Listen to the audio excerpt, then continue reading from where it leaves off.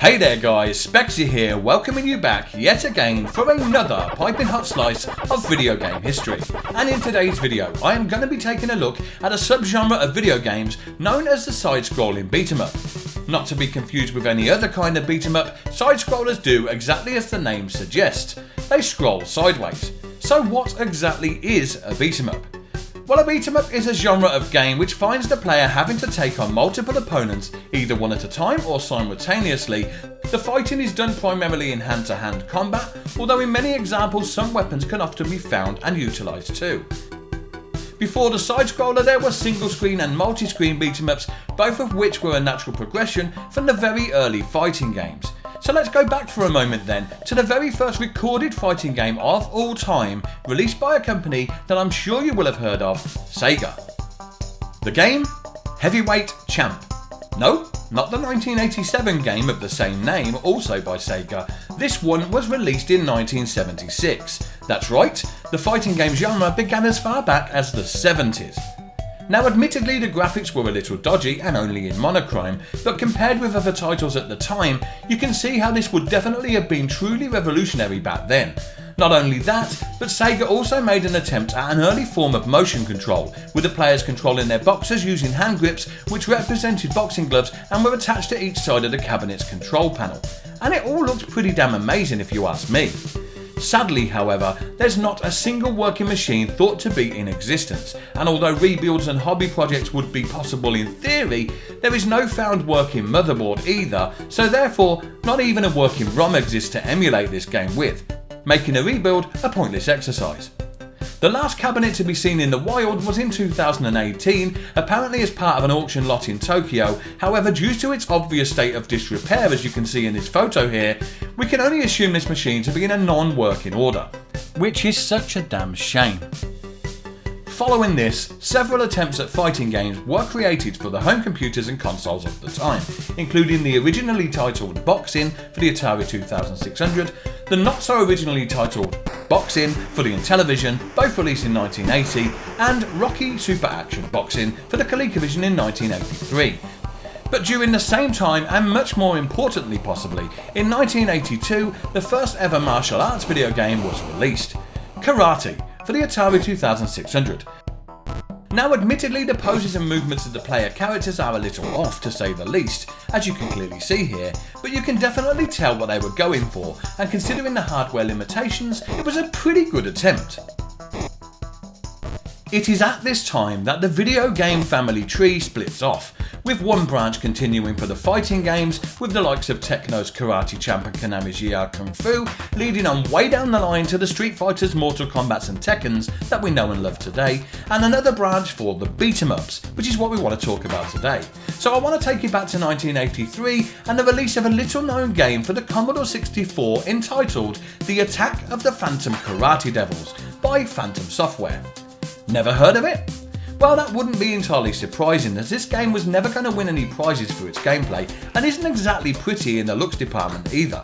As a result, it isn't so widely known. However, it is, as far as I can tell, and correct me if you think I'm wrong here, the very first side-scrolling beat-em-up ever made.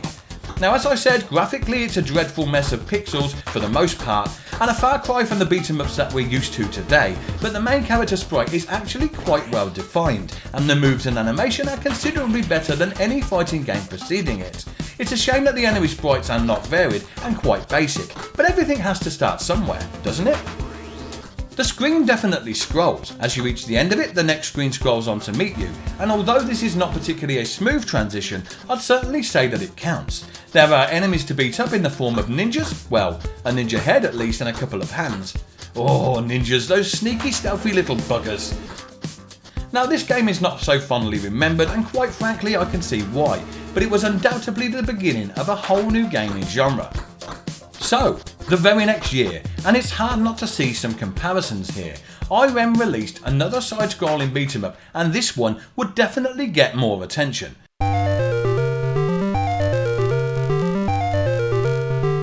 Originally meant to be based on the Bruce Lee movie Game of Death, with the game featuring a 5-level pagoda increasing in difficulty as you climb to the top. However, this was changed during development to the title Spartan X as a tie-in to the rival martial artist Jackie Chan movie of the same name, known outside Japan as Wheels on Meals.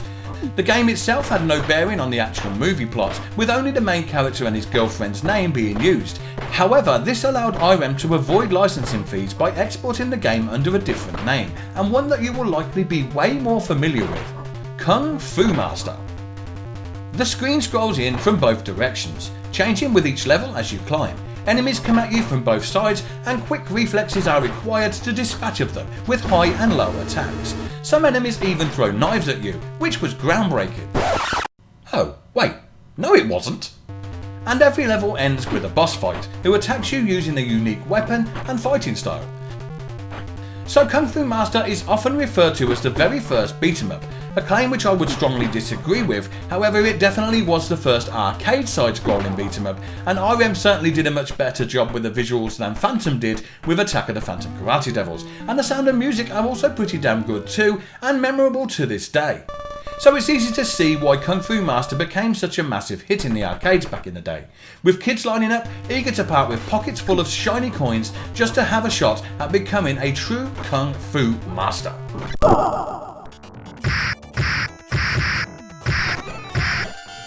Many other beat-em-ups soon began to emerge, including IREM's Vigilante and Capcom's Trojan, both of which can easily be compared in their game mechanics to Kung Fu Master, without a doubt. However, one thing is still missing from the side-scrolling beat-em-ups that we have all come to know and love, and that is the ability to move up and down, or rather in and out of the play perspective, allowing you to dodge opponent attacks and move around more freely. And thus the tree branches here once again. One direction following the fixed side-on perspective, leading on from games such as the aforementioned Trojan to side-scrolling beat-em-ups and hack-and-slash platform games like Rastan Saga, Rygar, Bad Dudes vs Dragon Ninja and Two Crude Dudes. The other branch takes us in the right direction to the more modern side-scrolling beat-em-up, and in 1986 the first beat-em-up in this new style was released: Renegade by Technos and Taito. Good luck, kid. You will instantly see that it has all the components of the modern side-scrolling beat-em-up, from the freedom to move around, to the grab and throw, and even knee-in-the-face attack to aid you in your quest to beat the living crap out of anyone brave or stupid enough to stand in your way.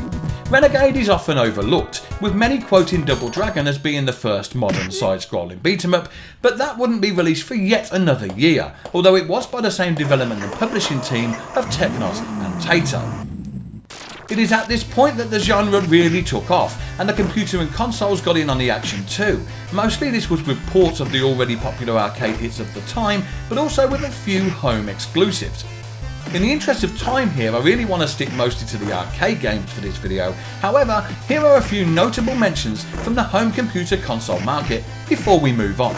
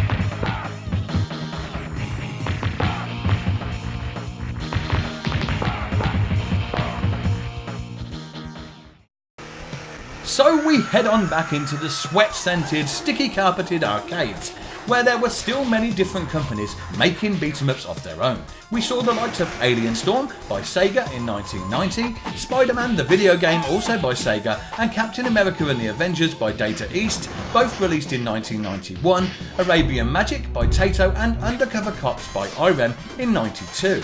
There were some truly weird and wonderful releases out there too, such as Dynamite Ducks by Sega in 1988, Huli Rula by Taito in 1991, Ninja Baseball Batman by IREM in 1993, and Pretty Soldier Sailor Moon by Gazelle in 1995.